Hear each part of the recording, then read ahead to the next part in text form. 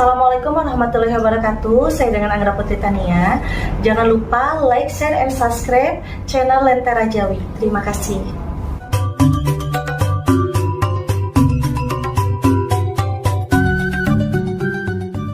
Sejarah Krakatau, Jawa dan Sunda. Siapakah yang lebih tua? Mari simak pembahasannya sampai selesai supaya kalian bisa bijak dalam menyikapi pembahasan kali ini. Jawa dan Sunda adalah dua suku bangsa bersaudara mendiami pulau yang sama. Kedua suku ini banyak kesamaan dengan jumlah perbedaannya.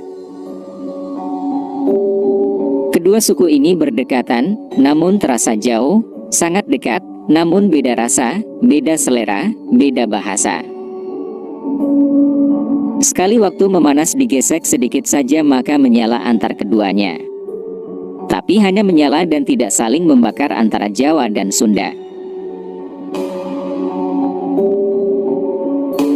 Jawa dan Sunda terpatri dalam sejarah merepresentasikan dua kerajaan besar zaman dahulu, yaitu Majapahit dan Pakuan. Ikon Majapahit dan Pajajaran adalah tata kelola pemerintahan sistem politik yang bergerak dan berubah menyertai zaman. Kembali ke topik pembahasan kita, siapakah yang lebih tua antara suku Jawa dan Sunda? Sebelum ada penjelasan Jawa dan Sunda, silahkan tekan tombol subscribe dan loncengnya terlebih dahulu.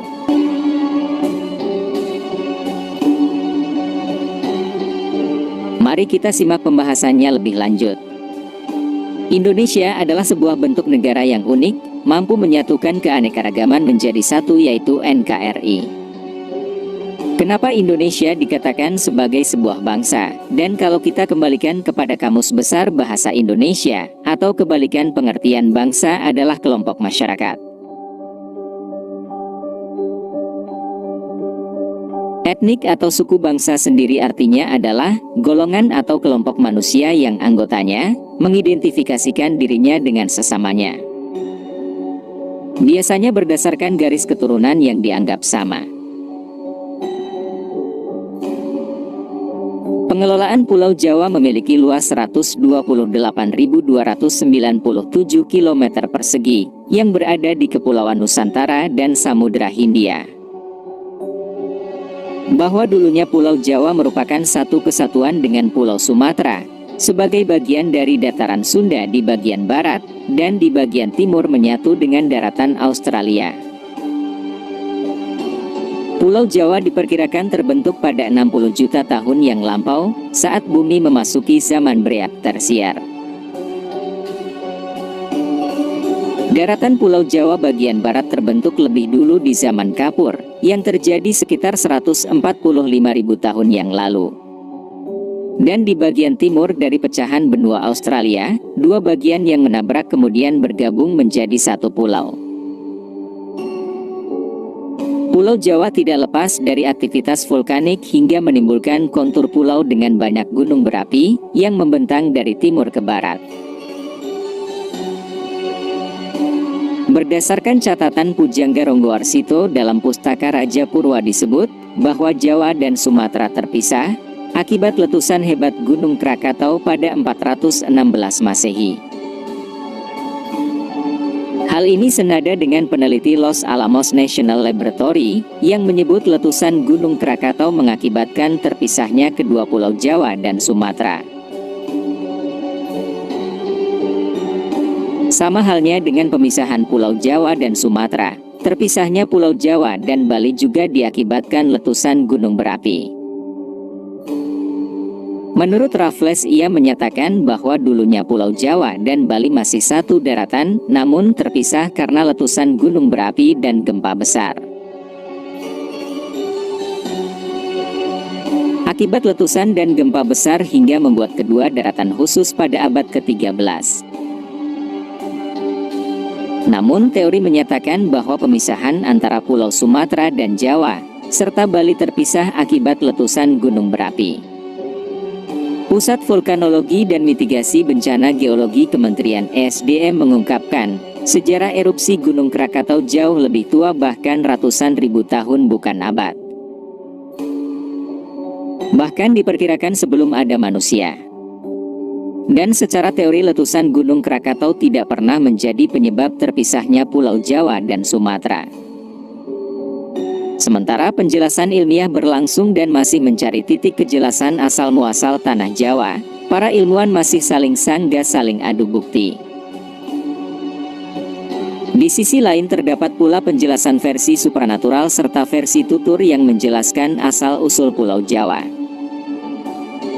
Kisah ini mengacu pada legenda Gunung Tidar Kabupaten Magelang, Jawa Tengah, yang dipercaya sebagai paku bumi Pulau Jawa.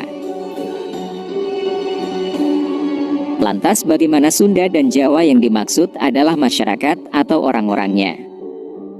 Apakah mereka pendatang atau memang ada di daratan ini?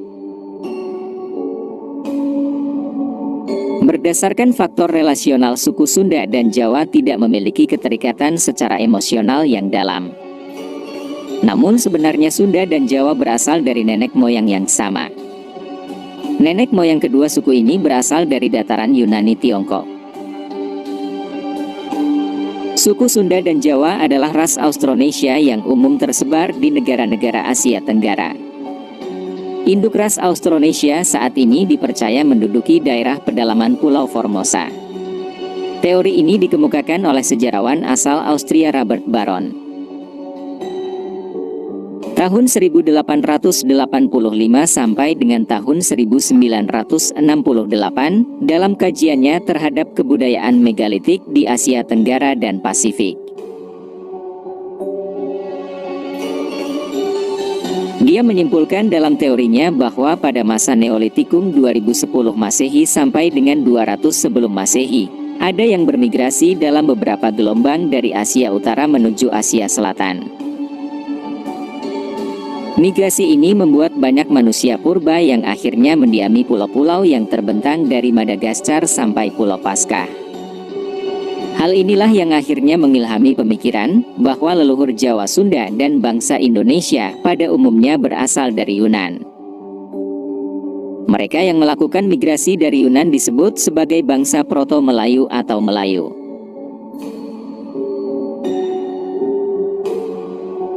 Namun teori ini masih lemah dan kurang akurat. Disebabkan karena berdasar pada bukti-bukti kesamaan secara fisik serta temuan benda-benda bersejarah dan kebudayaan era megalitikum saja, karena teori Yunan dianggap tidak begitu kuat. Para ahli kemudian melakukan penelitian. Dengan pendekatan kebahasaan atau lebih berdasarkan pendekatan kebahasaan keseluruhan, bahasa yang digunakan suku-suku di Indonesia diketahui berasal dari rumpun Austronesia. Austronesia sendiri pada awalnya berasal dari Kepulauan Formosa yang sudah berkembang sejak 6.000 tahun yang lalu. Pendekatan kebahasaan ini menyatakan bahwa asal-usul suatu bangsa dapat ditelusuri melalui pola penyebaran bahasanya. Karena keseluruhan bahasa di Indonesia berasal dari Austronesia yang berkembang di Taiwan.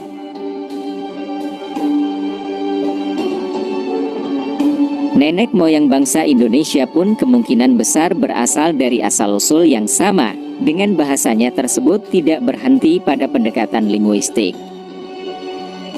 Para peneliti juga melakukan penelitian dengan pendekatan genetika, dan lebih menelusuri asal-usul manusia berdasarkan penelitian kromosom maupun DNA-nya.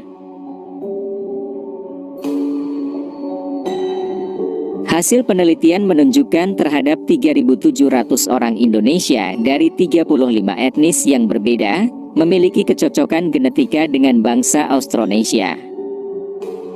Muncul teori yang dikenal dengan Out of Taiwan, berdasarkan teori migrasi leluhur dari Taiwan tiba lebih dulu di Filipina bagian utara, sekitar 4.500 hingga 3.000 sebelum Masehi. Migrasi ini diduga bertujuan memisahkan diri mencari wilayah baru di selatan, selanjutnya sekitar 3.500 hingga 2.000 sebelum Masehi. Manusia yang mendiami Filipina melakukan migrasi lagi dengan tujuan Kalimantan, Sulawesi, dan Maluku Utara. Terus kemudian menyebar ke Jawa, Sumatera, Nusa Tenggara, Papua bagian barat. Ada pendapat lain mengenai asal-usul nenek moyang bangsa Indonesia, salah satunya dikemukakan oleh Profesor Muhammad Yamin. Dia beranggapan nenek moyang bangsa Indonesia berasal dari wilayah Indonesia itu sendiri. Nenek moyang bangsa Indonesia bukan berasal dari wilayah lain. Pendapat ini didukung dengan temuan fosil dan artefak yang lebih banyak dan lengkap ditemukan di wilayah Indonesia dibandingkan dengan temuan di wilayah Asia, misalnya dengan penemuan manusia purba jenis Homo soloensis dan Homo ajacensis cumpon. Berdasarkan catatan sejarah sekitar 40.000 tahun yang lalu, Jawa dan sebagian pulau di Nusantara sudah dihuni oleh Homo sapiens yang berasal dari ras Austromelanesoid. Pada akhirnya teori out of Taiwan berhadapan dengan teori of Sundaland, yakni penyebaran ras manusia bermula dari Sundaland. Keberadaan peradaban di Sundaland dikemukakan oleh Profesor Arisio Santos dari Brazil melalui bukunya Atlantis: The Lost Continent Finally Found. Di dalam buku Profesor Santos menyatakan Sundaland adalah benua Atlantis yang disebut Plato. Di dalam tulisannya Kimia sudah dijual sebelumnya. Oppenheimer menerbitkan buku berjudul Eden in the East yang kurang lebih menyatakan bahwa Sundaland pernah menjadi kawasan berbudaya tinggi. Hipotesis ini dibangun berdasarkan penelitian atas geologi, arkeologi, genetika, aspek kebahasaan, folklore, atau mitologi, teori out of Sundaland. Hasil dari penelitian ini menentang teori konvensional yang sebelumnya bahwa penduduk Asia Tenggara, Filipina, dan Indonesia datang dari Taiwan pada zaman Neolitikum. Tim peneliti menunjukkan justru sebaliknya, bahwa penduduk Taiwan berasal dari penduduk Sunda yang bermigrasi akibat banjir besar di Sundaland. Dari gambaran dua teori sebelum ini, setidaknya kita tahu bahwa penduduk asli Jawa dan Sunda. Kalau kita mencari siapa yang lebih tua atau muda, tidak akan menemukan jawabannya. Terdapat dua sumber sejarah abad 17 dan 18, yakni Babat Tanah Jawa dan Naskah Wangsakerta, yang bisa dijadikan rujukan pengembangan leluhur Jawa dan Sunda. Misalnya, Babat Tanah Jawa mempunyai silsilah raja-raja Jawa sampai ke Nabi Adam. Sedangkan Naskah Wangsakerta menulis silsilah Akitirem sebagai cikal bakal kerajaan Salaka Negara Bursa. Ini sampai ke raja-raja di India, tapi keduanya kita sampingkan dulu karena keduanya masih menjadi polemik di kalangan sejarawan, sehingga sulit untuk dijadikan patokan sejarah. Sekarang kita berpijak pada era yang lebih baru, yakni Masehi. Saat sistem politik dan pemerintahan sudah terbentuk, ternyata dimulai dari Jawa bagian barat.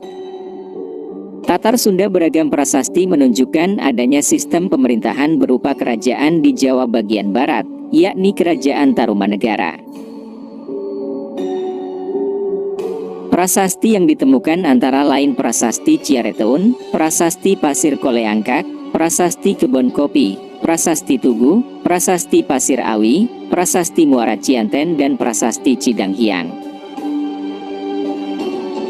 Tarumanegara merupakan salah satu kerajaan tertua di Nusantara yang meninggalkan hutan sejarah dan peninggalan artefak di sekitar lokasi kerajaan. Dari peninggalan yang ada, nampak kerajaan Tarumanegara merupakan kerajaan bercorak Hindu beraliran Wisnu. Berdasarkan data, Tarumanegara berasal dari kata Taruma, dan negara artinya kerajaan atau negara. Sedangkan Taruma berasal dari kata Tarung yang merupakan nama sungai yang membelah Jawa Barat, yaitu Citarum. Pada Muara Citarum ditemukan perjanjian, yakni Percandian Batu Jaya dan Perjanjian Cibuaya. Kerajaan Tarumanegara didirikan oleh Jaya Singawarman, yaitu menantu Raja Dewa Warman VIII. Merupakan masih dari Salankayana di India yang mengungsi ke Tanah Jawa, karena daerahnya diserang dan ditaklukkan Maharaja Samudragupta dari Kerajaan Magadha. Setelah Jaya Singawarman mendirikan Tarumanegara, pusat pemerintahan ukur ali dari Raja Tapura ke Tarumanegara, dari Jaya Singawarman kemudian raja berikutnya adalah Dharmayawarman. Selanjutnya adalah Purnawarman mengacu pada prasasti Kebon Kopi II. Pada masa inilah awal dibangunnya kota baru Sundapura. Prasasti Kebon Kopi II ditemukan di Kampung Pasir Muara, Desa Ciraten Hilir, Cibungbulang, Bogor, Jawa Barat. Ditulis menggunakan aksara Kawi dan bahasa yang digunakan adalah Melayu kuno.